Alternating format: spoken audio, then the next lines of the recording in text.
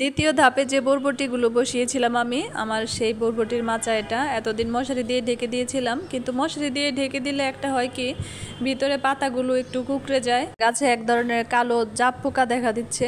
এটা শিম গাছেও যখন আমি মশারি দিয়ে ঢেকে দিতাম সেম সমস্যারে দেখা দিত। মশারি খুলে দিয়েছি। এখন বলি আমার এই মাচার রহস্যটা। এইরকম যে 4টা রঙের বালতি দেখতে পাচ্ছেন, এই 4টা বালতিতে 4টা বাঁশ পুঁতে দিয়েছি, দিয়ে উপরে জাস্ট হালকা করে একটু মাচা করে দিয়েছি। এভাবে কিন্তু খুব সহজে মাচা তৈরি করে দেওয়া যায়। শুধু বরবটি না, শিম গাছেও কিন্তু এভাবে খুব সুন্দর করে মাচা দেওয়া যায়।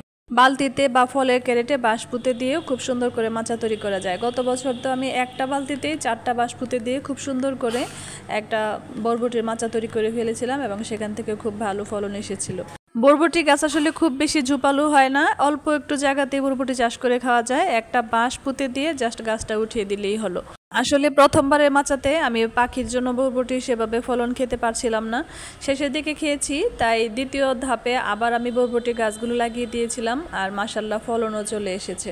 আমার বরবটির এই মাচাটা আপনাদের কাছে কেমন লেগেছে সবাই জানাবেন। আমার কাছে কিন্তু ভালোই লাগে, ছাদে যখন যাই মাচাটার দিকে চোখ পড়ে খুব ভালো লাগে। ছাদ বাগানে সবজির মাচা দিতে গেলে আমাদের অনেকেরই টেনশন হয় যে মাচা কিভাবে দিব। মাচা দেওয়াটা অনেকের কাছে খুব কঠিন মনে হয়। আসলে ছাদে মাচা দেওয়াটা কোনো ব্যাপারই না, খুব সহজভাবে বিভিন্নভাবে মাচা দেওয়া যায়। পুরাতন যদি কোনো গাছ থাকে, যে গাছগুলো আমরা কেটে ফেলে দিব, ফলন হচ্ছে না, সেই গাছগুলো ফেলে না দিয়েও কিন্তু ওই সব গাছে গাছগুলো বাইয়ে দেওয়া যায়। সেই গাছগুলোতেও খুব সুন্দর মাচা হিসেবে কাজ করে। অথবা আমরা ছাদ বাগানের বড় বড় যে ফলের গাছগুলো প্রুনিং করি, সেই গাছের ডালগুলো ফেলে না দিয়ে কয়েকটা ডাল একসাথে বেঁধে দিয়েও কিন্তু ছাদে বড় বড় ফলের গাছগুলো যখন আমরা প্রুনিং করি, সেই প্রুনিং করা ডালপালাগুলো ফেলে না দিয়ে বেশ কয়েকটা ডাল একসাথে বেঁধে নিয়ে সেটা যে কোনো একটা বালতিতে পুঁতে দিয়ে সেই ডালগুলোতেও কিন্তু যে কোনো লতানো সবজির গাছ আমরা বাইয়ে দিতে পারি। সেটাও খুব সুন্দর মাচা হিসেবে কাজ করে। ছাদ বাগানে আমার জায়গা খুব বেশি না, খুব অল্প জায়গাতে আমি সবজি চাষ করি, আর এই অল্প জায়গাতে আমি টার্গেট রাখি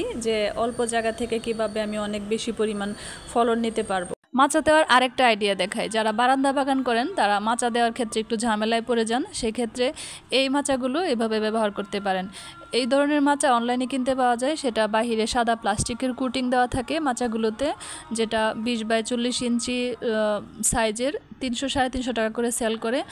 একই সাইজের মাচা আমি বানিয়ে নিয়েছি যারা কবুতরের খাঁচা বানায় ওনাদের কাছ থেকে, যেটা দাম পড়েছে 225 টাকা করে নিয়েছে। আর ওনারা বললো যে এটা বছরের পর বছর রোদ বৃষ্টিতে থাকবে, কোনো জং ধরবে না। মাচাটা আমি বাহিরে এভাবে সেট করে দিয়েছি, অপর পাশ থেকে সুতা দিয়ে গ্রিলের মধ্যে আটকে দিয়েছি, নড়াচড়া বা পড়ে যাওয়ার কোনো সম্ভাবনা নেই। মাচাটা বাহিরে সেট করে দেওয়াতে গাছে পর্যাপ্ত পরিমাণ রোদ লাগে। একই ধরনের আরেকটা মাচা আমি ছাদেও সেট করে দিয়েছি, সেটাও ছাদে বাইরে দিয়ে সেট করে দিয়েছি। বাসার আশেপাশে বা বাজারে যারা কবুতরের খাঁচা বানায় ওনাদের কাছ থেকে এই ধরনের মাচাগুলো বানিয়ে নিতে পারেন। এগুলো দামেও কম পড়ে আর মজবুতও অনেক। বারান্দায় এই মাচাগুলো আমি গত বছর সেট করেছি। গত বছর এই মাচাতে লাউ চাষ করে খেয়েছি, সেই লাউ কিন্তু বাম্পার ফলন হয়েছিল, প্রত্যেকটা ভিডিও পেজে দেওয়া আছে। এইবার কতটুকু পারবো জানি না, কারণ পাখির খুব বেশি নজর পড়েছে আমার উপর। আপাতত এক পাশে শিম গাছ লাগিয়ে দিয়েছি, কেরালা শিম, যেটা আমি ছাদ থেকে একদম বড় করে বারান্দায় এনে সেট করেছি। বারান্দায় যখন এনেছিলাম তখন গাছ ভর্তি ফুল ছিল, গাছের গোড়া থেকে আগা পর্যন্ত। বারান্দায় আনার পর থেকে একদম সবগুলো ফুল ক্লিয়ার কাটিং করে খেয়ে ফেলেছে। যাই হোক, পাখি খেয়ে দিয়ে যতটুকু আমার রিজিকে থাকবে ততটুকুই আমি খাবো ইনশাল্লাহ। সবাই ভালো থাকবেন, আল্লাহ হাফেজ।